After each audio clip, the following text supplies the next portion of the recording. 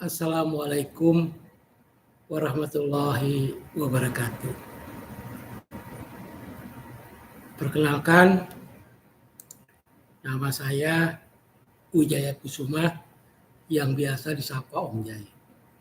Saat ini Om Jai mengampu mata pelajaran informatika. Mata pelajaran informatika adalah mata pelajaran baru dalam kurikulum Merdeka. Saat ini sudah banyak guru informatika di jenjang SMP yang mengikuti pelatihan dalam jaringan yang disediakan oleh Kemdikbudristek. Setelah mengikuti pelatihan daring tahun lalu, saya mulai mengimplementasikan apa-apa yang sudah disampaikan oleh para instruktur implementasi kurikulum Merdeka. Salah satunya adalah guru berperan sebagai fasilitator dan tidak lagi menjadi satu-satunya sumber belajar siswa. Guru sedikit bicara dan siswa banyak bekerja aktif dalam mencari informasi tentang informatika. Selama ini, guru membuat slide presentasi dan kemudian mempresentasikan materinya kepada siswa.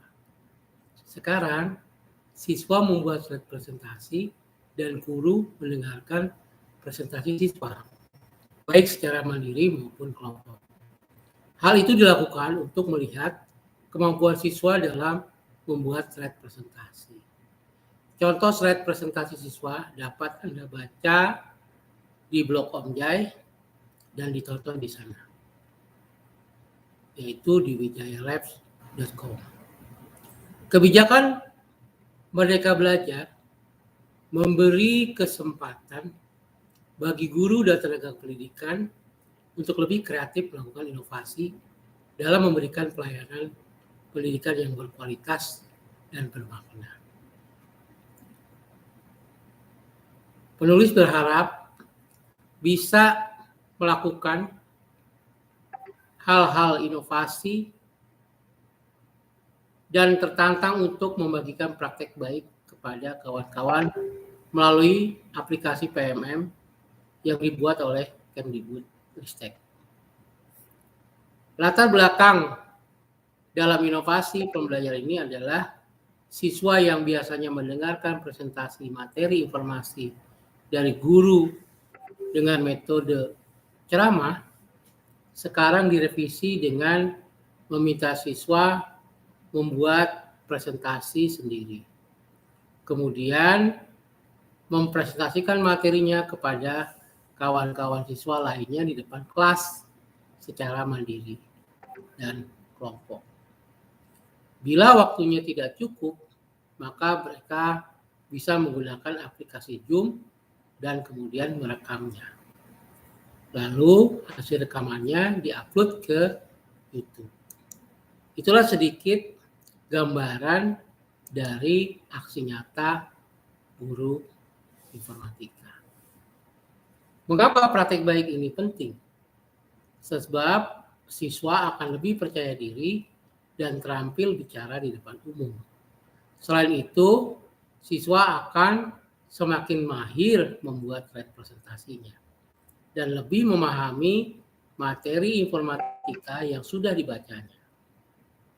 Semua siswa sudah mengunduh buku elektronik atau e-book di website Kemdikbud yang ada di sana. Lalu apa yang menjadi peran dan tanggung jawab siswa dalam praktek ini? Siswa diminta menguasai materi informatika dengan cara mandiri dan kemudian membuat ringkasannya dengan membuat slide presentasi. Dahulu siswa diberitahu oleh guru, dan sekarang siswa mencari tahu sendiri dengan instruksi dari guru informatika. Teman-teman yang Om Jai sayangi dan banggakan.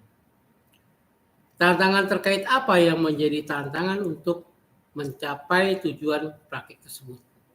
Dan siapa saja yang terlibat? Semua siswa kelas 7 dan 8 SMP Lab School Jakarta terlibat aktif dalam kegiatan pembelajaran dan sesuai dengan tujuan pembelajaran yang ada di dalam buku informatika terbitan Kemdikbudristek. Guru bertugas sebagai fasilitator yang menugaskan siswa untuk bekerja secara mandiri dan kelompok presentasi. Contoh hasil presentasi dapat Anda lihat di youtube.com/Wijaya Labs. Aksi sinopsis konten video terkait langkah-langkah apa yang dilakukan untuk menghadapi tantangan tersebut.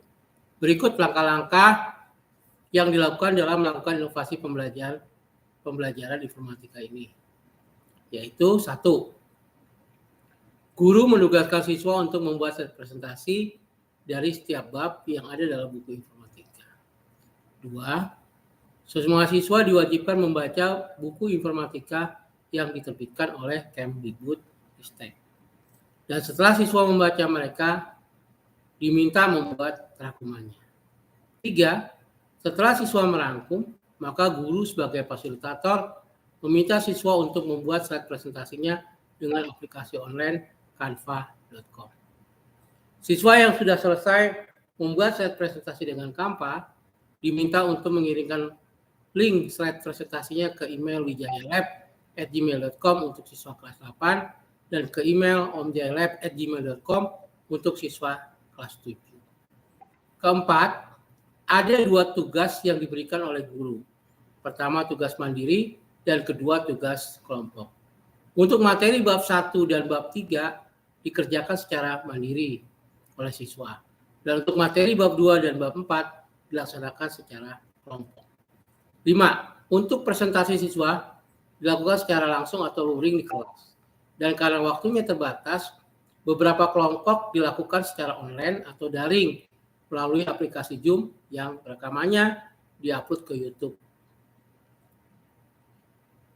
Teman-teman yang Om Jai sayangi dan banggakan.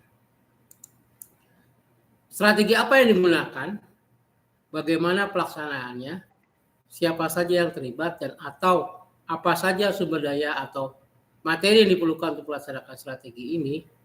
Strategi yang digunakan adalah strategi pembelajaran inquiry dan kooperatif.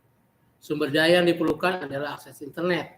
Sedangkan materi yang diperlukan dalam inovasi ini adalah buku digital atau buku elektronik dari Kemdikbudristek yang dapat diunduh secara online di website Kemdikbud. Penulis mengutip buku ajar strategi pembelajaran karangan Bapak Dr. Akrim. Dalam bidang pembelajaran, strategi pembelajaran didefinisikan sebagai perencanaan yang mengandung rangkaian kegiatan yang terbentuk dalam sebuah tindakan atau rangkaian kegiatan yang terancana agar dapat meraih tujuan pendidikan tertentu. Bukunya dapat Anda baca dan unduh di Google Play. Dari definisi singkat di atas, dapat disimpulkan bahwa strategi pembelajaran adalah serangkaian aktivitas yang terencana dalam penyampaian materi pembelajaran untuk mencapai tujuan pembelajaran yang telah ditetapkan. Strategi ini tidak hanya dijalankan oleh siswa saja, tetapi juga oleh guru sebagai tenaga pengajar. Oleh karena itu, penulis juga membuat modul ajar informatika. Hal ini dilakukan agar tujuan pembelajaran efektif dan efisien bisa tercapai. Selain itu, strategi pembelajaran juga tidak hanya sebatas serangkaian aktivitas yang terencana saja, tapi juga pengaturan materi yang akan disampaikan kepada siswa. Apa refleksi terkait hasil dan dampak? Bagaimana dampak dari hasil langkah-langkah yang dilakukan? Apakah hasilnya efektif atau tidak efektif serta mengapa? Bagaimana respon orang lain terkait praktik yang dilakukan? Apa yang menjadi faktor keberhasilan atau ketidakberhasilan dari strategi yang dilakukan? Dan atau pembelajaran apa dari keseluruhan proses tersebut. Adapun tujuan dari menerapkan strategi pembelajaran dalam kegiatan belajar mengajar adalah sebagai berikut. 1. Untuk mencapai tujuan pelajaran yang telah ditentukan. 2. Meningkatkan kemampuan berpikir tingkat tinggi. 3. Mewujudkan kegiatan belajar mengajar yang efektif dan efisien. 4. Terciptanya kondisi pembelajaran di mana siswa merasa belajar merupakan suatu kebutuhan. Yang kelima, memperoleh hasil belajar